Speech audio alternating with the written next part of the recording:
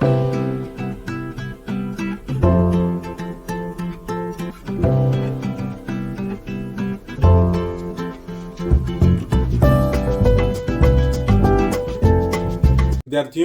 कक्षा 9वीं के विषय भूमिति में आपका हार्दिक स्वागत।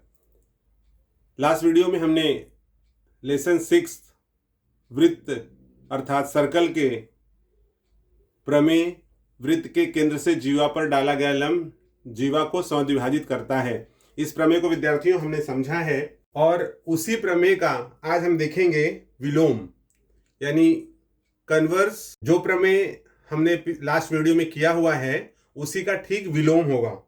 तो विलोम क्या है, आइए समझते हैं। देखिए यहाँ पर दिया हुआ है कि वृत्त के केंद्र तथा जीवा के मध्य बिंदु को जोड़ने वाला रेखाखंड जीवा पर लंब होता है। विद्यार्थियों, इसके पहले अगर हम देखेंगे तो इसके पहले का जो प्रमेय है वो था कि वृत्त के केंद्र से जीवा पर डाला गया लंब जीवा को समद्विभाजित करता है। ध्यान देना कि वृत्त के केंद्र से जीवा पर डाला गया लंब जीवा को समद्विभाजित करता है। यहां पर प्रमेय क्या है, उसी का हम विलोम ले रहे हैं। और विलोम में दिया हुआ है कि वृत्त के केंद्र तथा जीवा के मध्य बिंदु को जोड़ने वाला रेखाखंड, अगर हम आकृति से समझें तो यहां कहा गया है कि वृत्त के केंद्र, जिसको हमने ओ माना है, और उसकी जीवा ए बी, इन दोनों को जोड़ने वाला जो रेखाखंड है अर्थात ओ एम, वो जीवा पर लंब होता है। तो यही यहाँ पर विद्यार्थियों सिद्ध करना है। देखिए, आपको मैं फिर से एक बार बता दूं कि पहले वाले में है कि यदि वृत्त का केंद्र है और यहाँ जीवा है, तो अगर केंद्र से जीवा पर लंब खींच देंगे तो ये दोनों जीवाएं दो समान भागों में बढ़ जाएगी। ठीक है। विलोम में क्या है कि यदि आपको वृत्त दिया गया है, ये जीवा है, ये केंद्र है, तो जीवा और केंद्र को जो जोड़ने वाला रेखाखंड होता है वो जीवा पर लंब होता है। यही इस प्रमेय का विलोम है। ठीक है। आइए इस प्रमेय को हल करते हैं, देखते हैं हमें क्या मिलता है। देखिए यहां पर दिया हुआ है, जैसे प्रमेय में दिया है उसके आधार पर दत्त क्या हो जाएगा, ओ केंद्र वाले वृत्त में, मतलब इस वृत्त में ए बी क्या है, जीवा है, तथा बिंदु एम जीवा ए बी का मध्य बिंदु है। ये विद्यार्थियों आपको दत्त दिया हुआ है। आइए देखते हैं सिद्ध क्या करना है। सिद्ध को हम यहां लिखते हैं साध्य, मीन्स टू प्रूव। प्रूफ क्या करना है, तो उस आधार पर यहां हो जाएगा, सिद्ध करना है कि रेख ओ एम लंब है जीवा ए बी। ये विद्यार्थियों देखिए दिया हुआ है, रेखाखंड जीवा पर लंब होता है, अर्थात आपको सिद्ध करना है कि ओ एम ए बी पर लंब है। यदि हम सिद्ध कर दें ओ एम ए 90 अंश या ओ एम बी 90 अंश, दोनों में से किसी एक तरफ यदि हम सिद्ध कर दें कि ओ एम ए या ओ एम बी दोनों में से कोई भी एक 90 है, तब हम कह सकते हैं कि ओ एम लंब है जीवा ए बी। ये लंब का चिन्ह है, ये आप जानते हो। ठीक है। चलिए शुरुआत करते हैं उपपत्ति से। देखिए सर्वप्रथम क्या करेंगे, हमें यहां रचना कर लेना है कि रेख ओ ए तथा ओ बी खींचा। तो यहां विद्यार्थियों आप लिखोगे रेख ओ ए तथा रेख ओ बी खींचा। ये हमने ओ ए और ओ बी जो है रचना कर लिया है। अब विद्यार्थियों आप देखोगे कि जैसे हमने लास्ट टाइम में दो त्रिभुज लिए थे और दोनों को हमने सर्वांगसम सिद्ध किया था, इसमें यही जो पार्ट है जो यहाँ पर हमने 90 बताया हुआ है, यही यहाँ पर सिद्ध करना है। ठीक है। ये यहाँ पर 90 सिद्ध करना है। तो हम आकृति में यहाँ पहले से 90 नहीं दिखाएंगे, इसको आपको क्या करना है, सिद्ध करके दिखाना है। तो आप पहले से इसको नहीं दिखाओगे। ओके, ये मिला लीजिए। यहाँ पर त्रिभुज लेते हैं, त्रिभुज ओ एम ए तथा त्रिभुज ओ एम बी में।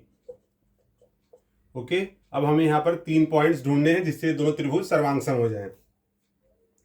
तो आपके अनुसार यहाँ पर क्या हो जाएगा, देखिए यहाँ पर हम ले लेंगे ओ ए सर्वांगसम है ओ बी, क्योंकि अभी हमने जो रचना किया है उसके आधार पर एक ही वृत्त में ये जो त्रिज्याएं हैं वो समान होंगी। अगर ओ ए 3 सेंटीमीटर या 4 सेंटीमीटर जो भी हम लेते हैं तो वो भी उतना होगा, क्योंकि एक ही वृत्त में जो त्रिज्याएं हैं वो समान होती हैं। उस आधार पर हो जाएगा कि यहाँ पर कि भुजा, यहाँ हम ले लेते हैं रेख ओ ए सर्वांशम रेख ओ बी। कारण क्या होगा? कारण यहां दे देंगे हम, एक ही वृत्त की त्रिज्याएं। ओके, ये मिल गया। दूसरा पॉइंट्स क्या ले सकते हैं विद्यार्थियों? तो जैसे आपको मालूम है कि दूसरा पॉइंट हम ले सकते हैं यहाँ पर ओ एम सर्वांशम ओ एम। तो यहाँ हो जाएगा रेख ओ एम सर्वांशम रेख ओ एम। क्या कारण है? कारण है सामान्य भुजा। ठीक है विद्यार्थियों। तीसरा पॉइंट इसमें हम क्या ले सकते हैं? गेस करिए आप, एनी आइडिया? यस, आप देख रहे हैं यहां पर कि चूंकि ये केंद्र, और इसको हम केंद्र से, आप जिसमें बताया गया था कि केंद्र से और जीवा पर अगर हम कोई रेख खींचते हैं तो इसके पहले वाले हमने आपको बताया कि वृत्त के केंद्र और जीवा को यदि कोई परपेंडिकुलर लंब रेखा खींचते हैं तो वह 2 समान भागों में विभाजित करता है। ठीक है, तो ये कब होगा? जब इसके ऊपर लंब होगा। फिलहाल यहाँ तो लंब है नहीं, तो फिर 2 समान भागों में कैसे बटेगा? लेकिन यहाँ आपको दिया हुआ है कि बिंदु M जीवा ए बी का मध्य बिंदु है। तो जब M ए बी का मध्य बिंदु है तो इसका मतलब AM और MB समान होंगे। तो यहाँ पर हम लिखेंगे थर्ड पॉइंट कि रेख AM सर्वांशम रेख MB, रीजन हो जाएगा दत्त से, या लिख सकते हो आपकी M रेख AB का मध्य बिंदु है। अब इस प्रकार से विद्यार्थियों यहां पर मिल गया कि त्रिभुज OMA सर्वांशम त्रिभुज OMB। और क्या कारण हो जाएगा इसका? तो आप देख रहे हो यहां पर कि OA सर्वांशम है OB, OM सर्वांशम है OM और AM सर्वांशम है MB। तो इस आधार पर भुजा भुजा भुजा, तो यहां आप लिखोगे भुजा भुजा भू भू भू कसौटी अनुसार। ओके, भू भू भू कसौटी अनुसार दोनों त्रिभुज सर्वांशम हैं। अब विद्यार्थियों देखिए, ये दोनों त्रिभुज सर्वांशम हो गया है। इसका मतलब है कि इसके जो संगत कोण हैं और संगत भुजाएं हैं वो भी सर्वांशम हैं। तो यहां हम लिख सकते हैं इसलिए कोण OMA सर्वांशम कोण OMB। कारण क्या होगा? सर्वांशम त्रिभुज के संगत कोण। ओके, तो इस प्रकार से विद्यार्थियों हमें ये मिल चुका है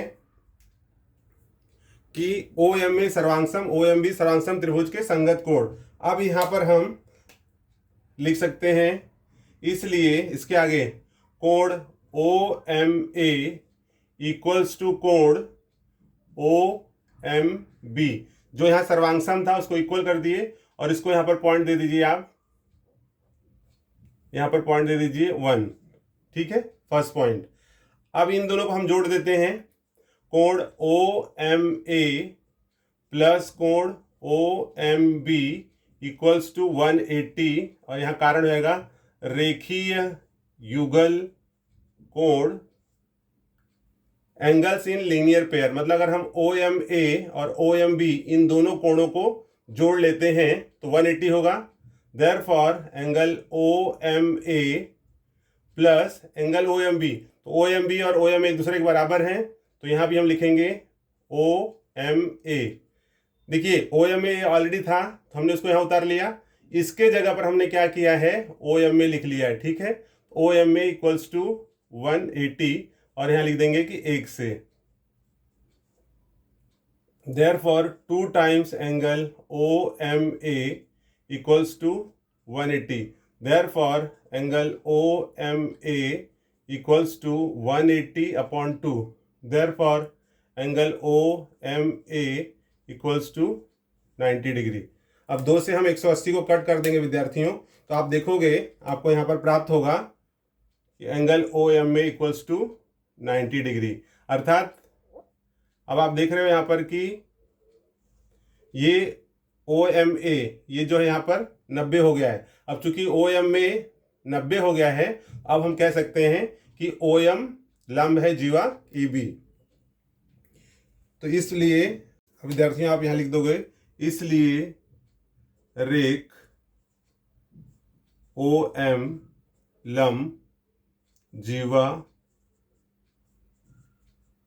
ई बी। विद्यार्थियों देखिए यहां भी ओ एम लंब जीवा ए बी प्रूव करना था और वही यहां पर प्रूफ हो गया है। आई होप स्टूडेंट्स आपको ये जो प्रमेय है, लास्ट वीडियो में जो हमने पढ़ा था कि वृत्त के केंद्र से जीवा पर डाला गया लंब जीवा को समविभाजित करता है, उस प्रमेय का यह विलोम है कि वृत्त के केंद्र तथा जीवा को मिलाने वाला रेखाखंड जीवा पर लंब होता है। जैसे यहाँ पर हमने प्रूव किया कि ओ एम लंब है जीवा A B. I hope students आपको यह विलोम जो प्रमेय है ये समझ में आया है। यदि आपको यह प्रमेय समझ में आया है तो इसे शेयर करना न भूलें, साथ में बेल आइकन जरूर प्रेस करें, जिससे आपको आगे के जो एक्सरसाइज हैं उसके जो सवाल हैं वो आपको समय समय पर प्राप्त होते रहें।